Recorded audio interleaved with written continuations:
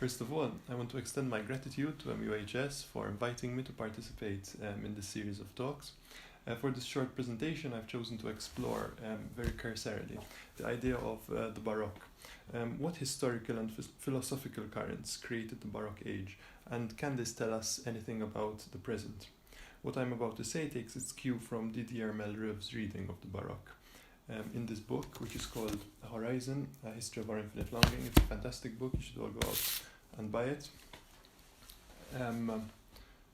So, Malta, as we know it, evolved during the Baroque era, under the rule of the Knights of St. John, when our island was elevated from a backwater of the Mediterranean to a European hub.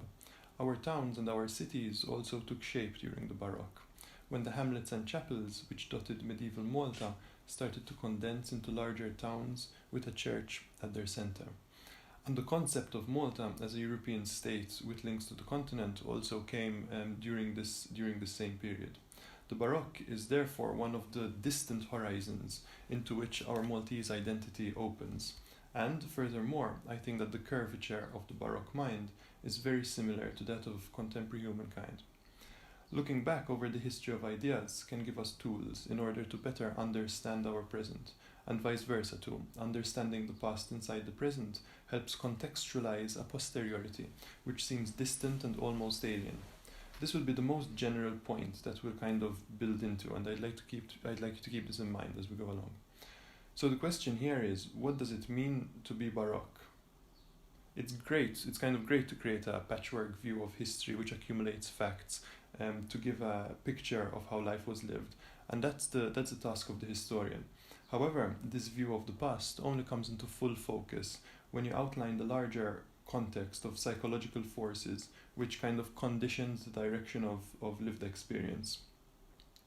So why is it, for example, that history in the 15 and 1600s took one direction and not another? What feelings moved the men and women during key moments in time? In order to understand these things, we need to look at the flow of ideas during the 200 years or so, which are characterized as Baroque.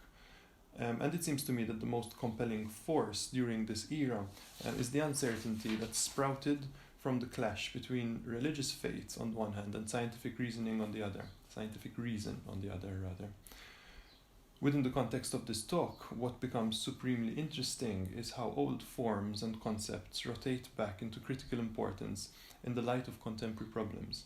Today we'll approach these issues by moving across three areas: the scientific breakthroughs of the 16th century, the 1500s, faith, and aesthetics. So I'm going to start off with a quote from Didier Malreuve's Horizon, which sets the ground very well for what I'm about to say. And Malreuve writes, "It is difficult to call the Baroque a period. In all likelihood, it is more the collision of two definite epochs, the late medieval on one side and modernity on the other. Feeling the onward pull of modernity, the Baroque is not quite ready to live in a vertiginously indeterminate nature. The door to the old Aristotelian scholastic worldview is closing, but the warm glow of its domestic interior still exercises considerable appeal. At the crash point between the medieval and the modern, the Baroque mind cannot choose. It reels and wakes up to the horrific charm of living in a physically infinite reality. It leans over the precipice and pulls back. Its psychology, its aesthetics, its sensibility sway to this contrary movement of nearing and resisting the void. The tug of war between the closed universe of religion and the open cosmos of science is what corrugates the restless, worried, and contorted forms of Baroque art." So, let's begin by unpacking what Malreuve is referring to when he mentions the Aristotelian scholastic worldview. Following the insights set down by Plato and the pre-Socratic philosophers, Aristotle developed a geocentric cosmology, which argued for the existence of four fundamental elements: earth, air, water, and fire, which constituted the basic building blocks for reality, as well as a divine fifth element, ether, which had more subtle and mysterious properties. The heavenly bodies orbited in their various spheres around the earth, and in the Aristotelian worldview, each and every object in existence could be reduced to some combination of the five elements. When in their purest form, the elements had a set of properties which accorded them a natural place in the cosmos. So, for example, Earth had the properties of coolness, dryness, and a naturally downward bound motion, while fire was hot, dry, and upwards bound. Taken as a whole, the cosmos had a natural balance as the elements achieved equilibrium by organizing themselves into layers in line with their specific weight and their intrinsic purpose. Implicit in Aristotle's paradigm was the denial of empty space. Even the space between the stars was filled with the invisible and ineffable ether. The universe was full to the brim, in Aristotle's own words, like an egg. And within this way of seeing the world, the idea of emptiness or randomness was actually impossible. Alongside the cosmological model, Aristotle's system also suggested that all things had what he calls a telos, a final cause or guiding purpose, which was built into them.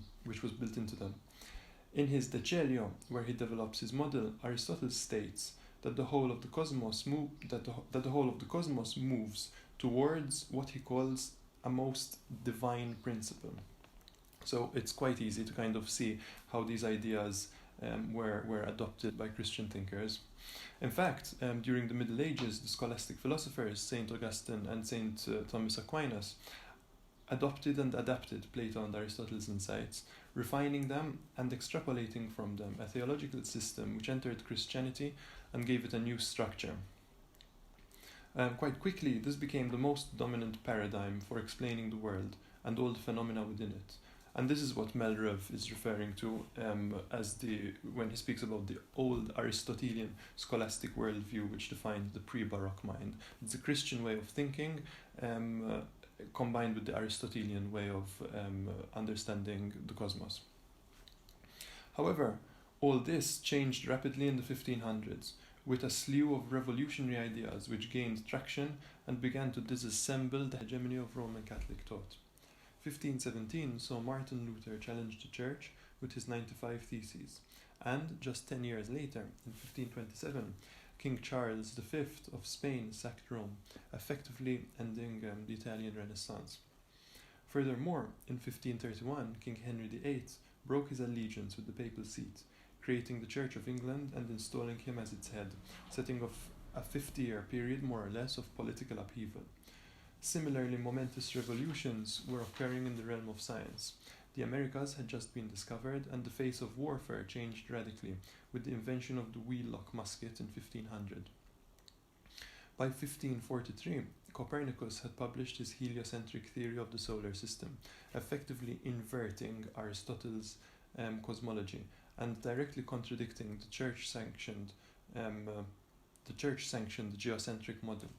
These developments and the consequences to lived experience which they brought with them quickly entered inwards from the leading edges of warfare, politics, and academico-theological discourse, seating themselves firmly within the common collective consciousness and acting as a challenge to the basic common sense notions intuitively adopted and held by kind of ordinary men and women.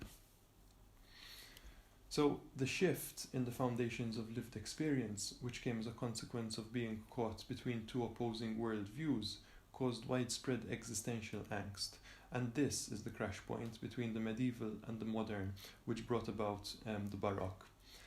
Emblematic of the psychological shift which occurred towards the end of the 16th century is an experiment conducted by one Otto von Gerka, which demonstrates the physical power of nothingness and the new science, thereby kind of affirming the doubts already hovering over the previously infallible theological framework. In a very public spectacle, von Gerka brought two hollow copper hemispheres together by sucking out all of the air in their interior. He then harnessed 15 horses to each hemisphere and had them pull in opposite directions. The horses failed to pull the hemispheres apart, thus demonstrating that vacuum, void, empty space had actually a physical presence.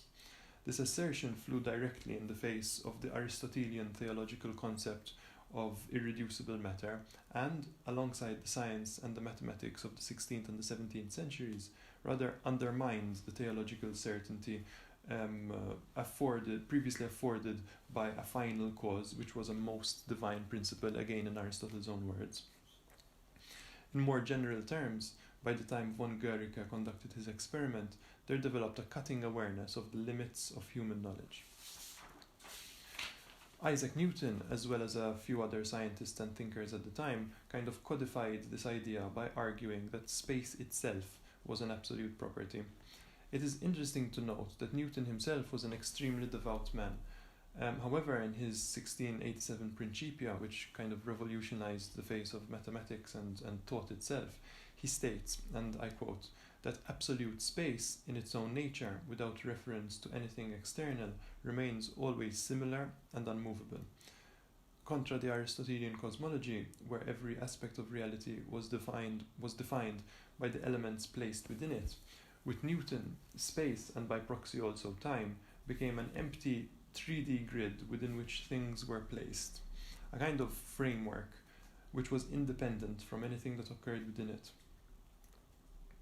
So post-Newton, nothingness itself, emptiness, acquired a fundamental role in the technique of scientific understanding. It acquired kind of a metaphysical reality. This was propelled forwards by the assumption that given the right data, it would be possible to come to a mathematical understanding of any physical phenomenon. Pierre-Simon Laplace succinctly expressed this belief when he hypothesized that, and I quote, "For an intelligence capable of embracing in the same formula the movements of the greatest bodies of the universe, as well as those of the lightest atom, nothing would be uncertain, and the future, as well as the past, would be present to its eyes." So this view contrasts starkly to the divinely oriented epistemology of the medieval and Renaissance mind. Teleology, the idea that everything has an ineffable and divinely oriented end, natural end, was losing its conceptual grip on the collective imagination. So, as a consequence, the method by which knowledge was acquired moved forwards via a new technique of investigation, which placed the abilities of the human mind at its center. A tension developed between the old theological order, which people weren't quite yet ready to give up, and the new scientific mode of thought. The Baroque man was snared between a now implausible certainty and the beauty and terror of an infinite universe. And we get many kind of tragic examples of stories, many tragic stories of individuals caught in the jaws of these historical forces. Galileo, for example, driven on by the desire to examine infinity, was focusing his telescopes deeper and deeper into space. And obviously, as we all know, he was denounced resoundingly so by the church. Similarly, Giordano Bruno was asking difficult theological questions. What would happen if one reaches up, for example, Bruno asked, and put his hand through the vault of heaven? This was a hypothetical question, obviously, but it earned Bruno a very sticky end. He was burnt at the stake. So the Baroque era is therefore the result of a kind of theologically oriented consciousness coming to terms with a universe which has cracked open to reveal an infinity which was now immanent rather than transcendent. This new route of questioning also posed a challenge to morality, and in the 1600s, with the possibility of transcendence looking less and less likely, the infinite but self-contained universe suddenly became a very claustrophobic place. The overarching principle which one could have recourse to in questions of how to live, in questions of ethics basically, had been lost, and humankind's role in the creation of ethical systems was pushed front and center. In his 1670s Pensée, Blaise Pascal plaintively asks a question which kind of expresses this angst, this uncertainty, and Pascal asks, what is man in infinity?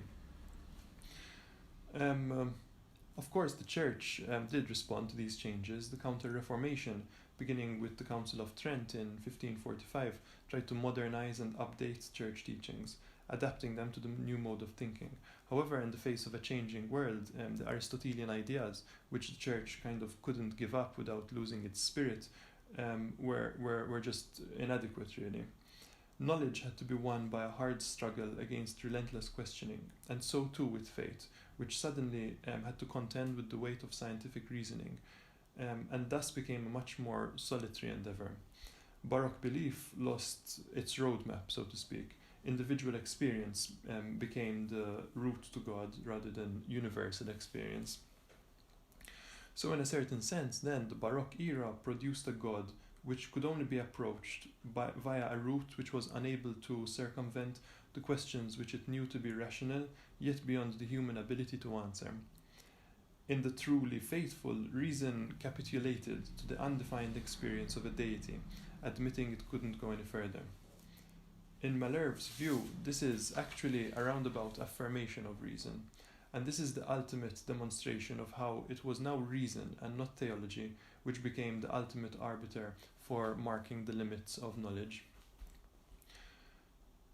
So, in the 1600s, human beings discovered the creative potential of their own thoughts. Nowhere is this more clearly demonstrated than in Descartes' oft-quoted dictum, "I think, therefore I am." We've all heard this before. Let's leave aside the fact that this idea has some crucial logical flaws.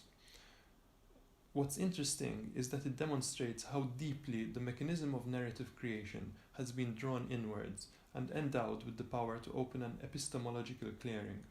Human beings have realized the power to create themselves within a world which they have only barely begun to understand. Humankind was living in a radically indeterminate universe filled with strangeness. Yet, at the same time, the power was discovered to follow lines of questioning to truths which were axiomatic and which at the same time had their metaphysical anchors embedded in human thought itself rather than in a transcendent principle such as, God.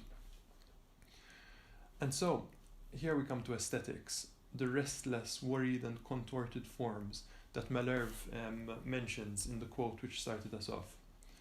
The warp of doubts that had to be traversed in order to achieve faith is expressed in the broken lines, asymmetric compositions and awe-inspiring depth of Baroque art. Bernini, for example, is a prime exemplar of this. The bodies we see in his sculptures are quintessentially human, bent over and twisted up, caught in the throes of human emotion, ecstasy, agony, desperation, rage, etc. Bernini's figures fight for their place in space, and the same thing is repeated in the pictorial arts, where we see the same dynamism in the forms of Carracci, Rubens, Poussin, Caravaggio, all of them. However, alongside the struggle and metaphysical suffering that is everywhere apparent, Baroque art arrived with a profound impact. The images from these artists, some of which you can see on screen in front of you, develop around the figures within them, which aren't just ornaments in a kind of geometric landscape, but the definitive forces which define the unfolding of the image, both in terms of composition and in terms of emotive weight, in terms of content.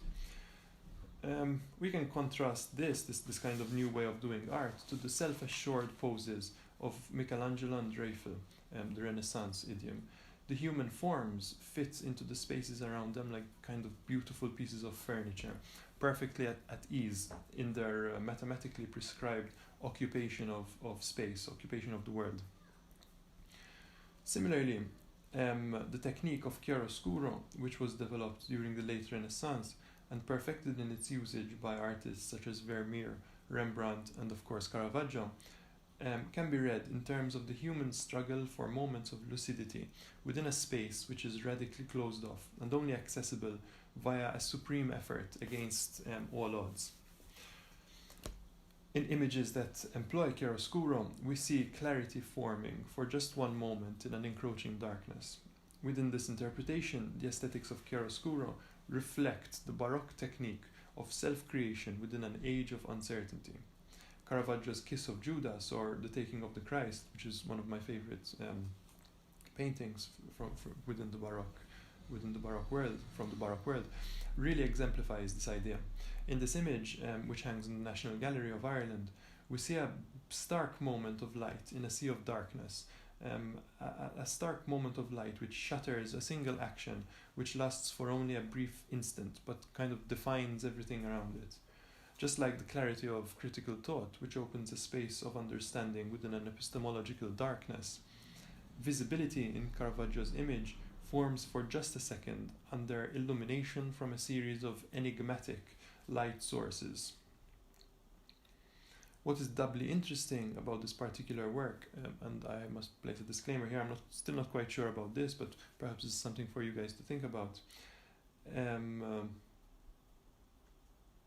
What's particularly interesting is that one of the light sources seems to be an invisible point in front of the image, the point where we as spectators are standing.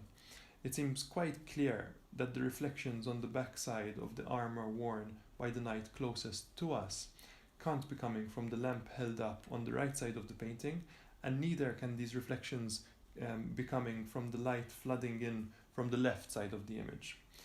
This tallies well with the interpretation of the Baroque mentality as I have described it here, where the role of the observer in creating knowledge is recognized as being active rather than passive. Perhaps by drawing the spectator into the composition as a third source of luminosity, Caravaggio wants to kind of remind us that the painting exists only for us because of our ability to understand, and through our own experience, so to speak, bring it to light.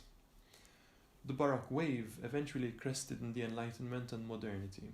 In the post-Baroque, the understanding of humankind's place in the world went through a seismic shift.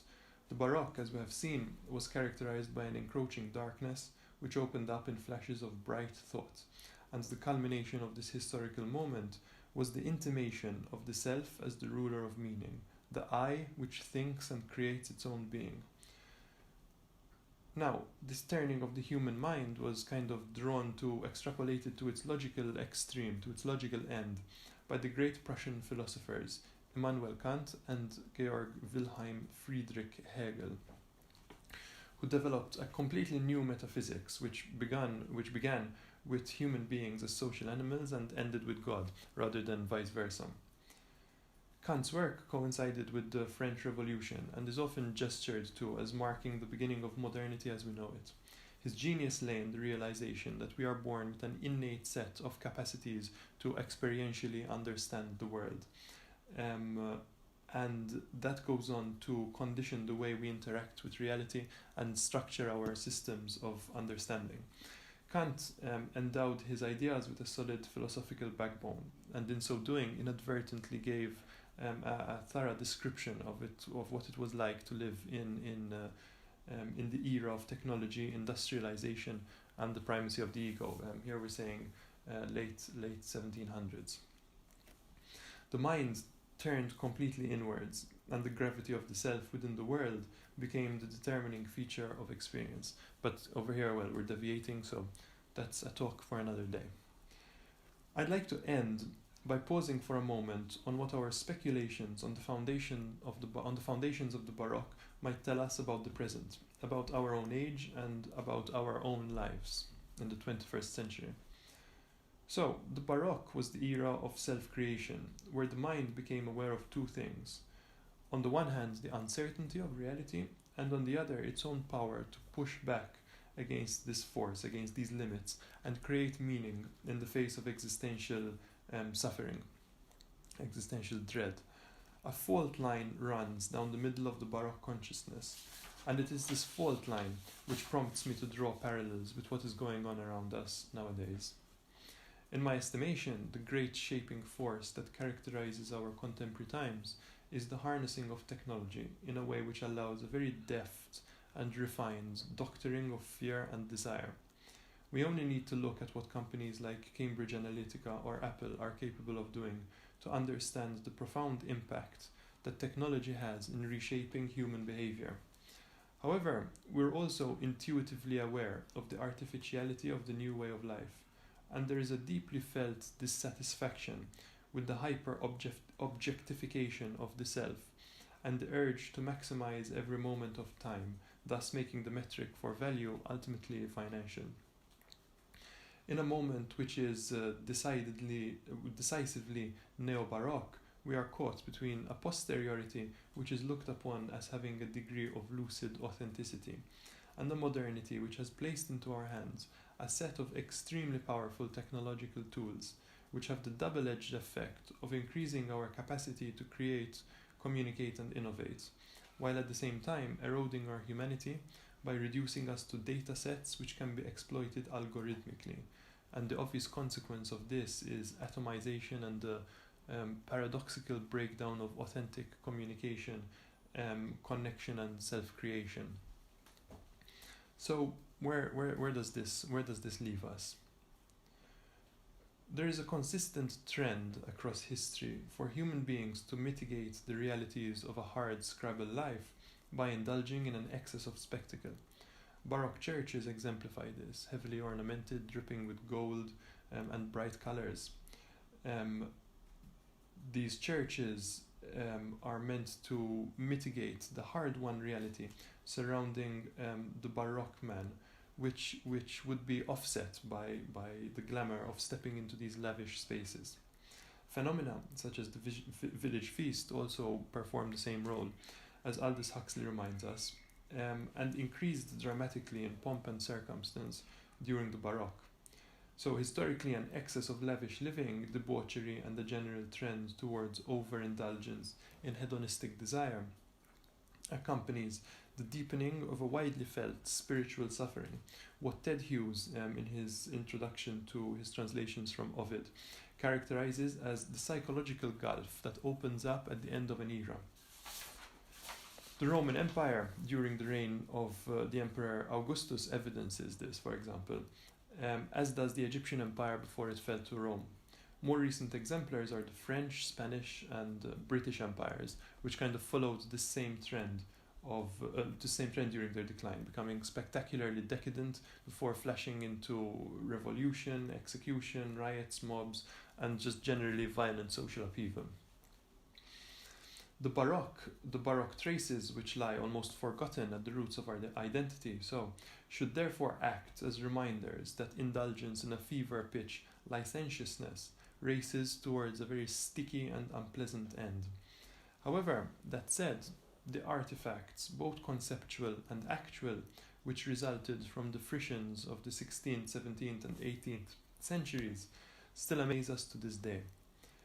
So perhaps what this view on the Baroque ultimately teaches us is that spectacular suffering goes hand in hand with spectacular freedom of thought, and we should seek to bring into our lives a maximization of that subtle component which allows the former to flourish. And obviously this is a very individual thing which everyone has to kind of think about and act on in their own unique way, in a way that's tailored to their own experience and circumstances and abilities too. So, to conclude, speaking about two self-portraits painted by Albrecht Dürer in 1498 and 1500 respectively, the great historian John Berger outlines the contours of an artistic and independent mind, which, as he says, was sometimes incompatible with a half-medieval religious faith. Dürer is an early exemplar of the tensile Baroque conundrum between religious faith and scientific thought. However, my purpose in mentioning him now, at the tail end of this talk, is because of Berger's reading of these paintings. Berger's essay offers a question which might be able to act as a guiding star through kind of the whirling turbulence of contemporary issues. How did Dürer concretely ask? Berger writes. How did he really answer, as he gazed at himself in the mirror, the question which his painted face hints at as we stare into it? The question which, at its simplest, is, of what am I the instrument? So I hope this talk has been as informative and entertaining to you as it has to me. I'm putting my email up on screen should anyone like to get in touch with questions or just to continue the conversation. And once again, I want to thank Raquel and the MUHS for inviting me to this talk. It's been a pleasure. Thank you very much.